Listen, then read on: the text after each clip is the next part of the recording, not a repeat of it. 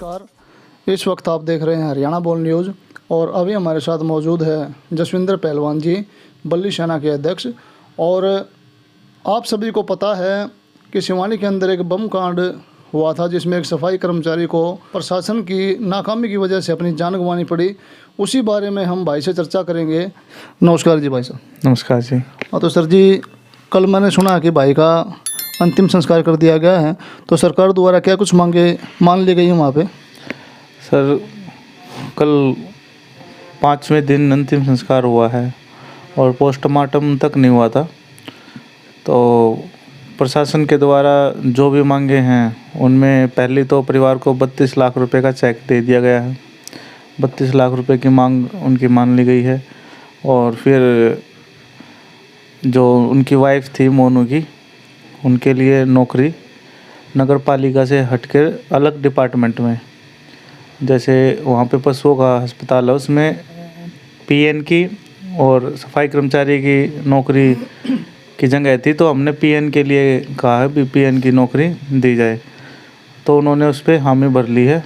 और जो मोनू की सैलरी थी उसका 75% पेंशन के रूप में उनकी वाइफ को मिलेगा और जो उनकी सैलरी है वो भी मिलेगी। और अब जो घायल हैं, जो 4 घायल हैं जिनमें अजय, रोहित और जय सिंह, सुनील, उनको 1-1 लाख रुपया सरकारी खर्चे से उनका इलाज होगा और 1 लाख रुपया उनको कैश दिया जाएगा।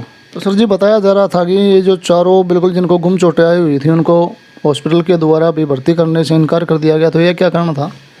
हाँ, वो इनकार किया गया था क्योंकि मुझे भी सुनने में आया था, लेकिन फिर मैं इसी बात को सुन के दोबारा गया था कि वो एडमिट नहीं कर रहे हैं, तो उनको एडमिट कर लिया था। और एक और चीज़ कि वहाँ पर हमने प्रशासन के आगे रखी थी, सरकार के आगे, कि अगर बाई चांस ऐसा ना हो कि किसी की जो चोट लगी है, गंभीर हालत है, उनके साथ भी अगर इस तरह का एक्सीडेंट हो जाता है, डेथ हो जाती है, तो उनको क्या दिया जाएगा। हमने मांग रखी थी यही मुआवजा दिया जाना चाहिए जो मोनू को मिला है, तो वो भी मान ली गई है। भी अगर कल को ऐसा हो जाता है तो उनको जो मोनू को मिला है वही उनको भी मिलेगा।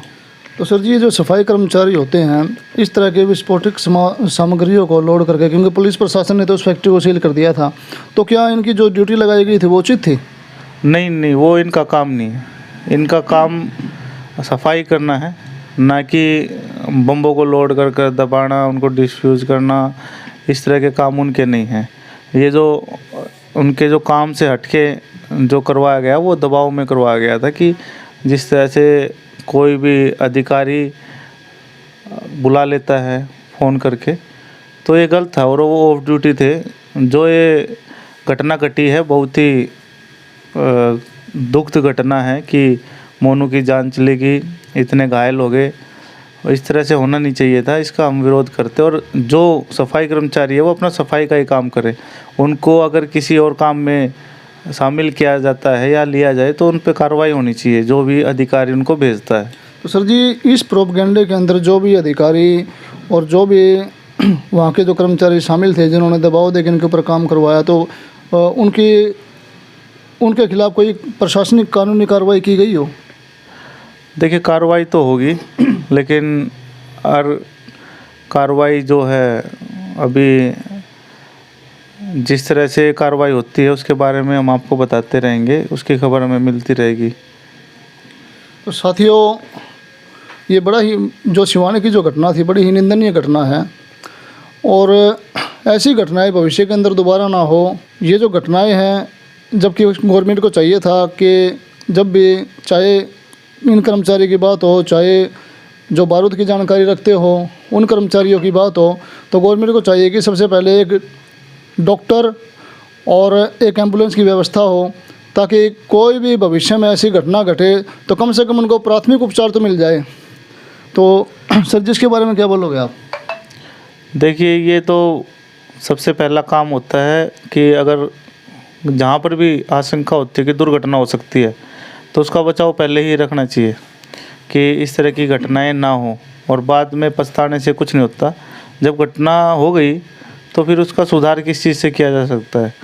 दुर्घटना होने से पहले ही उसका समाधान रखना चाहिए। जिस प्रकार से ये जिंदा बम ले गए वो भी बहुत ही गलत हरकत थी। एक तो सफाई कर्मचारियों को लेके गए, दूसरा वो ट्रैक्टर ट्रॉलियों में जो खुली थी, और फिर तीसरा अपना जो बाज़ार के बीच में से लेके गए। बाज़ार में भी कोई हादसा हो सकता था। बाज़ार में बहुत बड़ा हादसा हो सकता था, क्योंकि लोगों की संख्या भी बहुत ज़्यादा होती है, और फिर जो बारूद था वो क्विंटल के हिसाब से था, कोई 1-2 बोरे नहीं थे। और जिस प्रकार से आपने तो देखा था वहाँ पे घटनास्थल पे जाके किस तरह से ट्रैक्टर ट्रॉलियाँ फटी हुई हैं, कितने दूर दूर पार्ट गए हुए हैं उनके फटके, तो कितनी बड़ी दुर्घटना हो सकती थी। और बाज़ार में तो सिलेंडर की भी दुकानें हैं और वर्कशॉप हैं, फिर कपड़े की भी दुकानें हैं, तो ये पूरे बाज़ार में समस्या हो सकती थी इस चीज़ की। जितनी बड़ी वहाँ पे घटना घटी है उससे कई गुना घटना बाज़ार में घटती, शहर तक बात आ सकती थी, हज़ारों लोगों की जान जा सकती थी इस घटना से। तो इसका सारी घटना का जिम्मेवार आप किसे मानोगे? इस सारी घटना का जिम्मेदार व्यवस्था है जो सरकार की है। अगर हर अधिकारी अपना काम सही तरीके से करे, और जो सही तरीके से नहीं कर रहा उस पर अगर कार्रवाई समय पे हो, तो इस तरह की घटनाएं होंगी ही नहीं। इस व्यवस्था को सुधारने की बहुत ज़्यादा ज़रूरत है। ये जो करप्शन है, करप्ट लोग किसी और का काम किसी और पे सस्ते में करवाने का या फ्री में करवाने का जो इनका सिस्टम है, ये ख़त्म होना चाहिए। ये सिस्टम ही चेंज करना पड़ेगा। तो साथियों, शिवानी मामले में जो भी अपडेट होगी हम आपको टाइम टू टाइम अपडेट कराते रहेंगे, तो आप बने रहिए हरियाणा बोल न्यूज़ के साथ। धन्यवाद।